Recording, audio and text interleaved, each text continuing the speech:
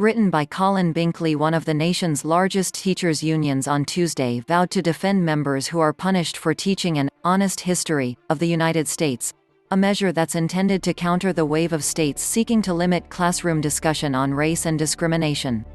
In a virtual address to members of the American Federation of Teachers, President Randi Weingarten said the union is preparing litigation and has a legal defense fund ready to go.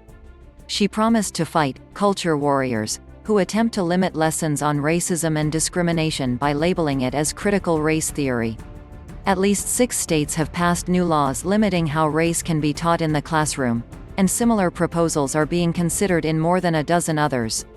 Many of the bills are intended to bar the teaching of critical race theory, an academic framework that examines history through the lens of racism.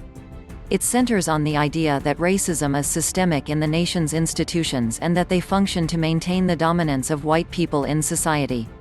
Last month, Texas Governor Greg Abbott signed a law forbidding schools from teaching that people should feel discomfort, guilt, anguish, or any other form of psychological distress because of their race or sex. It adds that slavery and racism can only be taught as a deviation from the nation's authentic founding principles of liberty and equality. Bills in some other states threaten to fine individual teachers who violate the rules or reduce state funding to their schools. Mark my words. Our union will defend any member who gets in trouble for teaching honest history, Weingarten said in her address. Teaching the truth is not radical or wrong. Distorting history and threatening educators for teaching the truth is what is truly radical and wrong.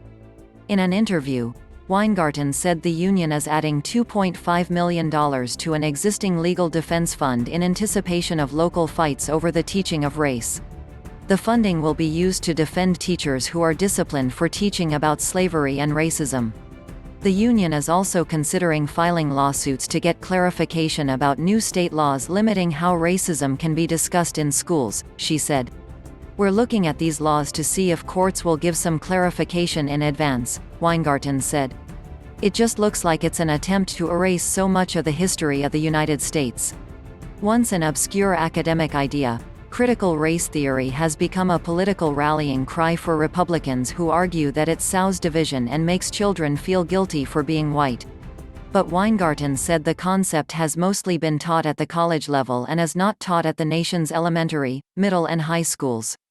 Instead, she says conservatives are invoking the theory to bully teachers and prevent any critical discussion of the nation's history.